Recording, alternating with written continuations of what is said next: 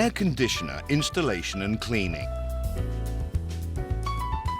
It is important for servicemen to know the processes of air conditioner installation that comply with the standard of the concerned manufacturer. Before the installation, a salesperson must choose an air conditioner with a capacity that suits the place of a customer. Factors are the room size, the room function, the number of dwellers, the heat load, and the air conditioner specifications that the customer prefers.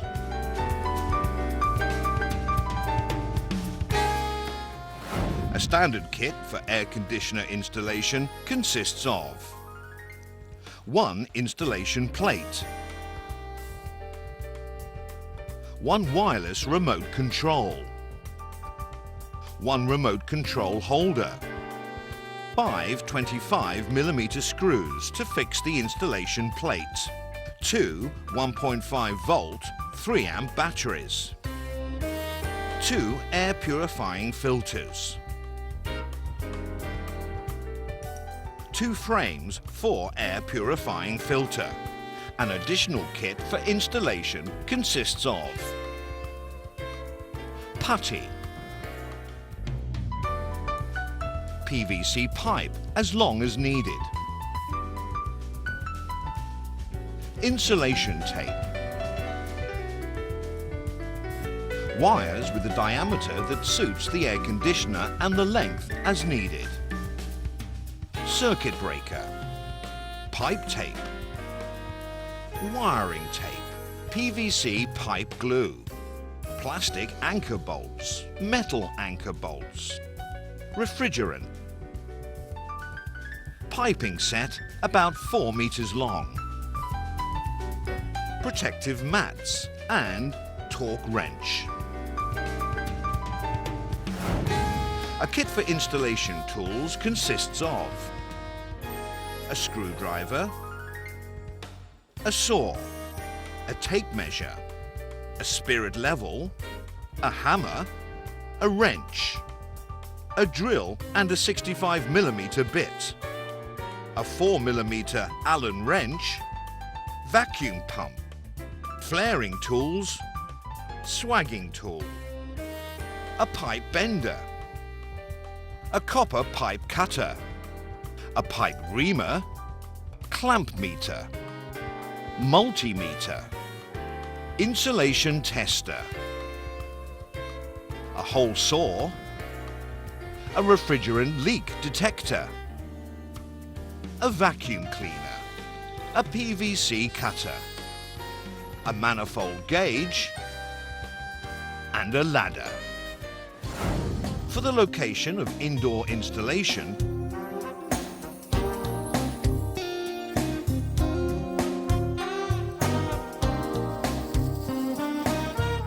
there are points for consideration as follows. An air conditioner must be installed where nothing will block its airflow and its cool air can flow all over the place. It must be installed on a firm and strong place to prevent the vibration of a wall or the air conditioner itself. There must be enough room for repair and maintenance. The left side of an air conditioner requires a clearance of about 5 centimeters and the right side and the top about 10 centimeters. The place must also be convenient for wiring and piping. The location must be easy for drainage and be at least 1 meter from a television or radio to prevent the interruption of audio and visual signals. For outdoor installation, a suitable location should have good ventilation and be protected from direct exposure to rains, snow, and sunlight. With a good location, an installed unit should be able to easily vent its hot air and its noise will not annoy neighbors. Also, there should be enough space for repair and maintenance and a fair clearance from vibration. Areas unsuitable for air conditioner installation are Areas near bedrooms, because noises from an air conditioner can be annoying. Areas where flammable gas can leak. Areas exposed to seawater vapor, oil slicks and oil vapor. Air conditioner installation. It begins with installing the indoor unit.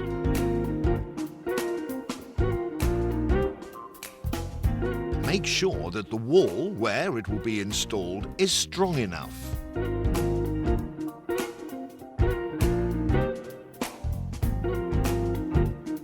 Then mark the center of the installation plate on the wall with a center punch.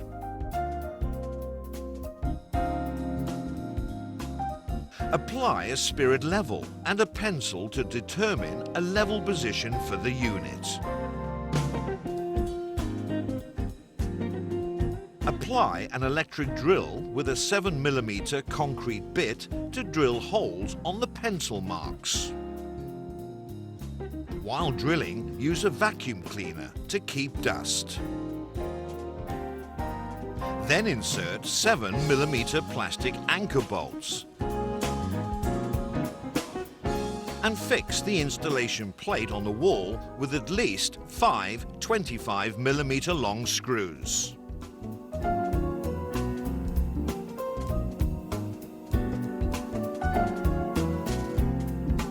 Then position the whole core drilling by locating its center, 70mm to the right of the mark at the lower right corner of the installation plate.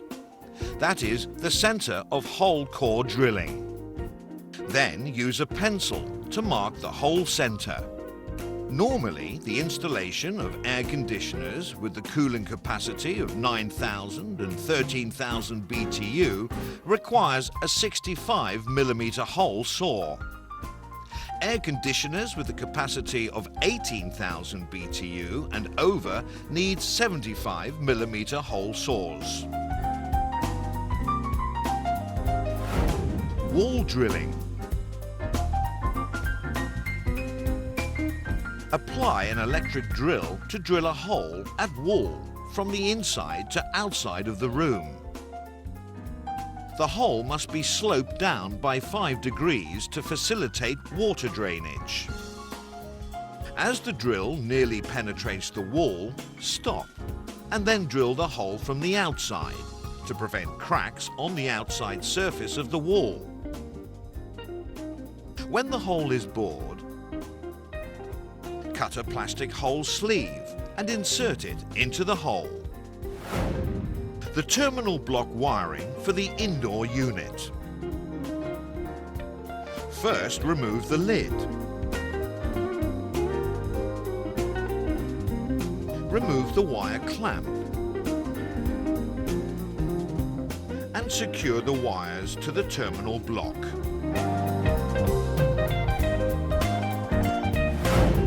The refrigerant pipes and cover preparation.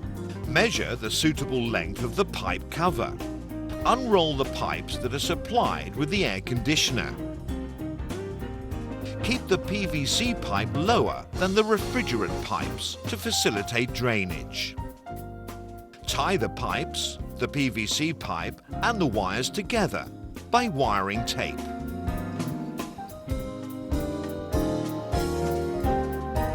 Then neatly wrap the piping tape around them.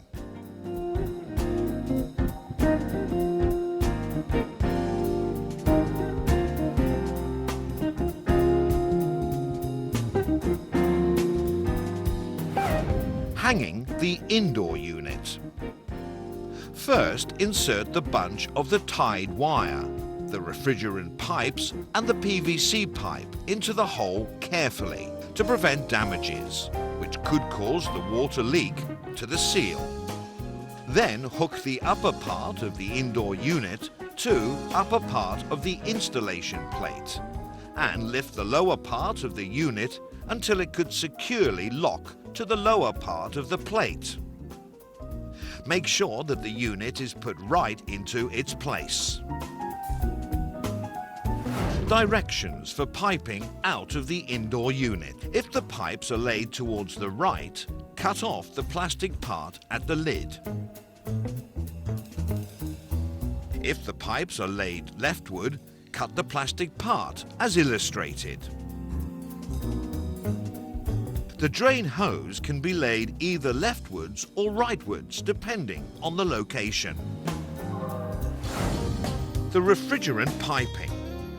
It begins with finding the position of the outdoor unit.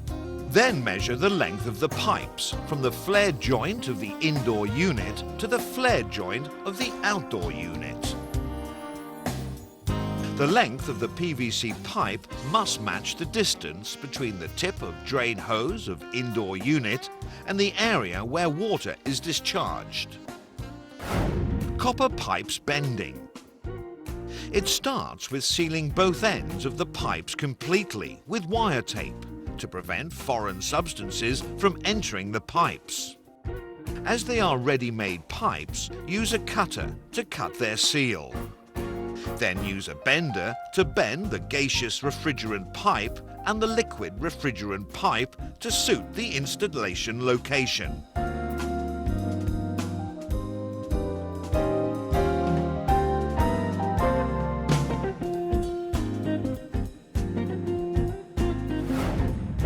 The flare method for the indoor unit. It begins with using a wrench to remove a brass flare nut from its union. Cutting off the ends of both copper tubes and smoothing the tube ends with a reamer. Cut the tubes while holding their end downward to prevent remnants of copper from entering the air conditioning system. Insert brass flare nuts onto the tubes and punch the tips of pipe with a swagging tool. Then flare their ends with a flaring tool.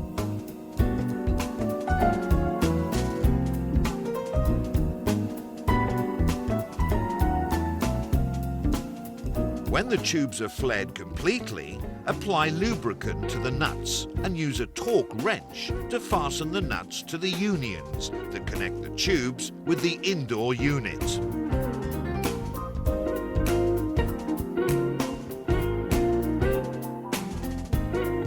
Then fasten brass flare nuts to the service valves of the outdoor unit.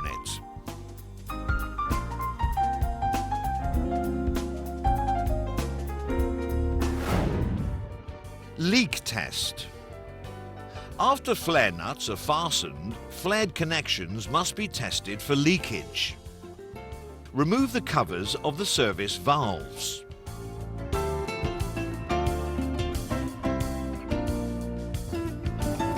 Fill the system through its regulator with nitrogen until the pressure reaches 200 to 250 pounds per square inch.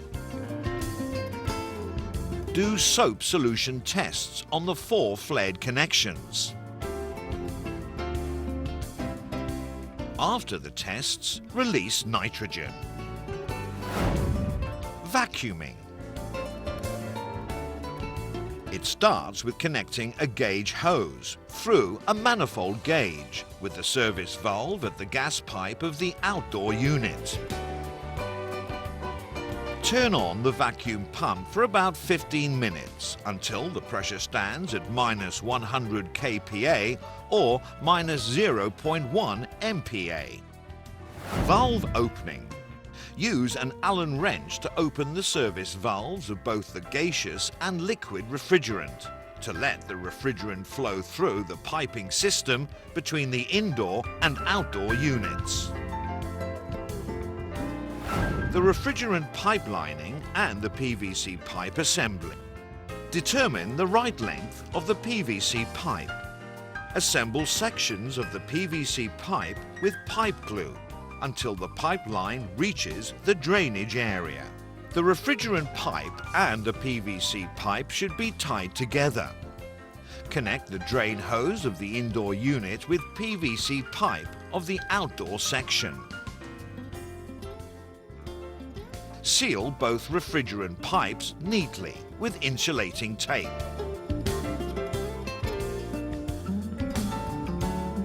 Apply putty to plug the hole on the wall.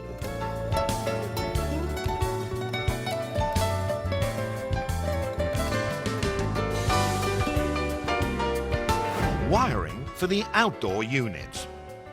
It starts with connecting the wires from the indoor unit to the outdoor unit. The wires can be lined with a refrigerant pipe and then connected to the terminal block. Match the terminal block numbers of the indoor and the outdoor units.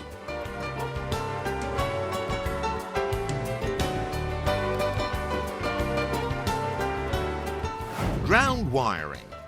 It must be done correctly to prevent electric shocks and noise.